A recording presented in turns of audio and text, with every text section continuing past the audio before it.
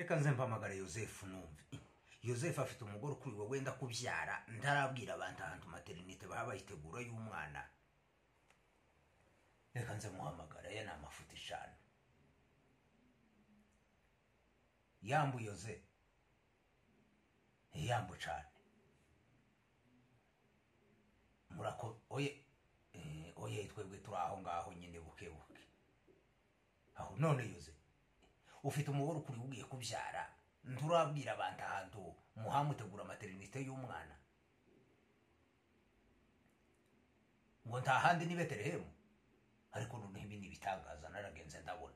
Aho ariko Yoze, kandi usariraga ayoga niyoga amafuti ganari nkubwiye wagize utarabwiye abantu nyine ngo tugufashe gushaka maternité hakiri kare. I Betelehemu ubu nyine hariho corona bene yayindi yo gukoraho. Ndiyo ruhabona hanta avukira. None se kurambwira ngo muzofata umugore mu mujana umubyeyi warayubyaye abyarira I Betelehemu. Abure n'umuntu wo mushiraga ko mwo ugashwawe. Hariho corona bene yayindi yo kandi ga Yesu umenye ko yageze avuka isazi 6, umenye ko azavuka isazi 6 z'ijoro. Ubu nyine guhera I Betelehemu kageza hano ndi kafi isazi 3 umuntu karama bayinjiye mu nzu mu wiwe yakinze ni gufuri. Isazi 3 zirenze humwe abapolisi ko barama bagushweka amaguru n'amaboko n'amano bakayahambira. None kurambwira ngo uwo mwana uzoja kuvuka isazi 6 nda muntu wundi uhari. Nyabu na Yosefu. Oyayi. Njewe nari natonye natekereje ni nayo mpamvuga naguhamagaye. Nabonye utarampamagaye utaribwirije namavuga ngo reka nkwihamagarire njewe nkubwire. Njewe nari navuze ngo kubera ko I Betelehemu gahari yo corona. I Betelehemu hari yo corona. Neza nari natekereje nari nashatse ahantu yindi maternité Yesu azovukiramo. Mwama mumufata mu mujane muri iriya General Hospital yo mu Minembwe.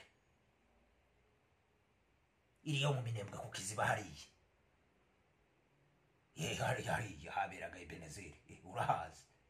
Neza hariya muri biriya bitaro. Harya gahaberaga Ebenezeri bunyine bahubatse ibitaro byama. Ibitaro byama hariya mu Minembwe biteye ubwoba.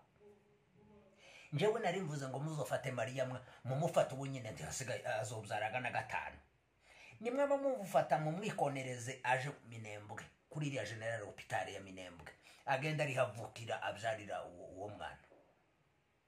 Oyi mureke kuja kuroha umwana, mureke kuja kuroha umwana muri bihugu birimo corona. I Betelehemu hariho corona sino kubwira kiramicumba umwotsi kiravuza ubuhuha. No kubwira suka byumva. Ese ko umwana yakavukaga noneho basi n'abantu n'abatagiye kumureba bakaza bavugisha nakanwa bakavuga ngo umwana yavutse. Noneho ubunyine gano tunwa baradupfundikiye dufite imitemeri Yoze, dufite imitemeri bari mu kukubona kanwa katariho umutemeri bakama baguhambira.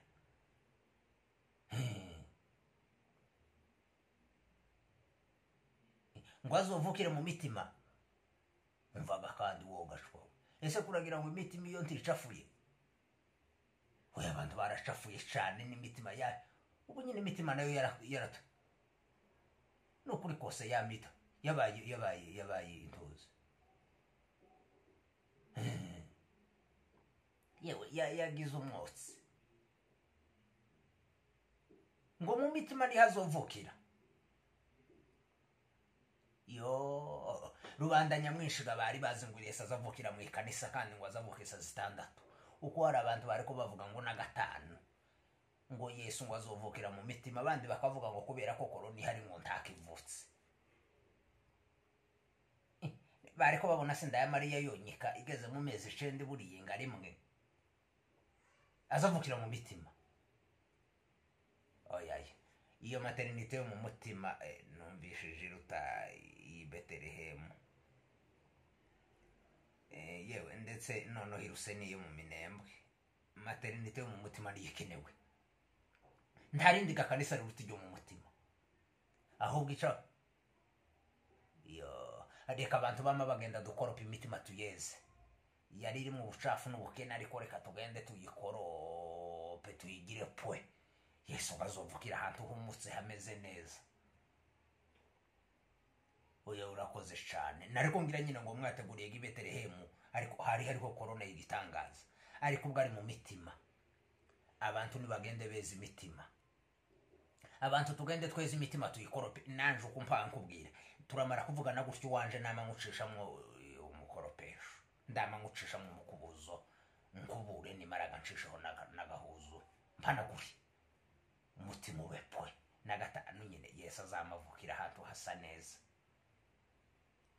oya urakoze kubimbwira kare wari waratinzaga nuko nje uguhamagaye ariko imitima y'abantu benshi yarishafuye